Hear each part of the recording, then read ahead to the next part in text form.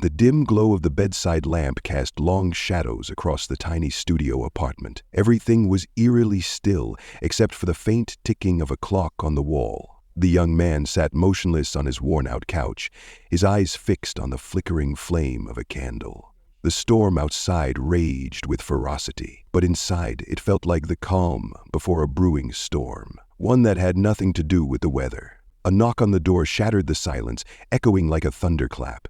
It wasn't just startling, it was unexpected. No one ever visited. Heart pounding, he approached the door, his hand trembling as it grasped the handle. Opening it, revealed a girl standing drenched in rain. Her hair clung to her face, and her eyes, dark and piercing, held a strange intensity. "Please, let me in," she said, her voice soft but urgent.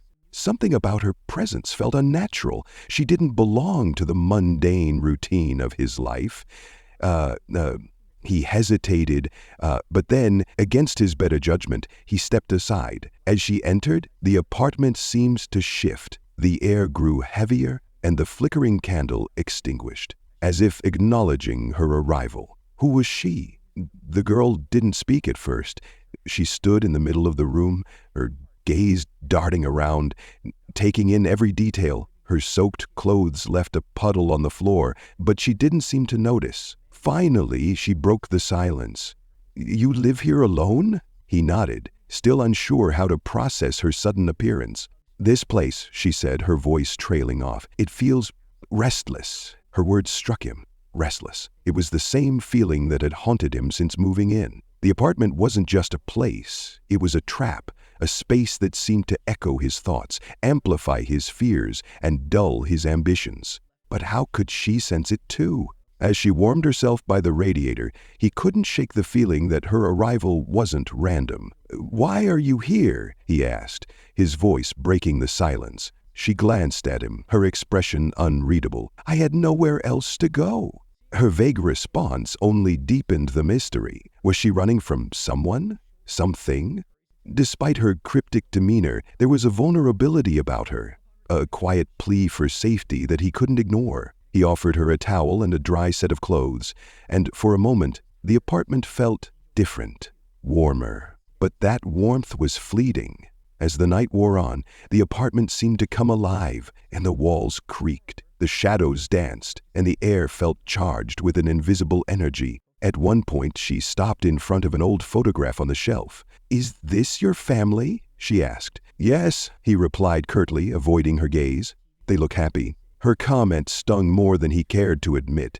The photo was a relic of a time he barely remembered, a life filled with laughter, hope, and light. This apartment, by contrast, felt like a monument to his solitude. "What happened?" she asked, her voice gentle but probing. He didn't answer. How could he explain that the walls of this place held the fragments of his broken past? "You're not afraid to be alone here?" she asked suddenly, her words cutting through the heavy silence. The question caught him off guard. Was he afraid, or had he grown numb to the emptiness that defined his existence? "What about you? Have you ever felt like the walls around you are closing in, but stepping out feels even scarier?" Her words lingered in the air, forcing him to confront thoughts he'd buried long ago. Just as the storm outside began to calm, she turned to him with a strange look in her eyes. "This place isn't what it seems," she said. "What do you mean?" he asked, his voice barely a whisper. "You think it's just an apartment, don't you?" she replied, stepping closer. "But it's more than that. It holds your fears, your regrets, your pain, and if you let it, it will consume you."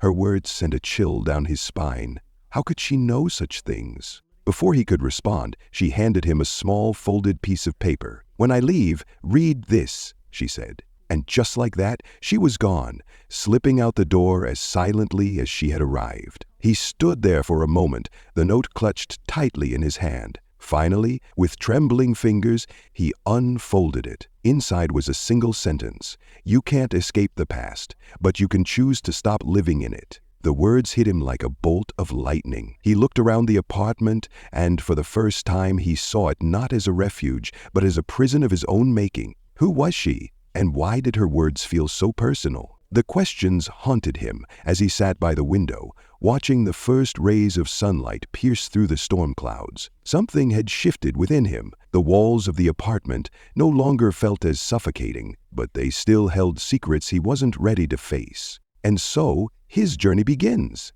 A path shrouded in mystery, uncertainty, and a glimmer of hope. If you're as intrigued as we are, don't forget to like, subscribe, and join us for the next chapter of this enigmatic tale.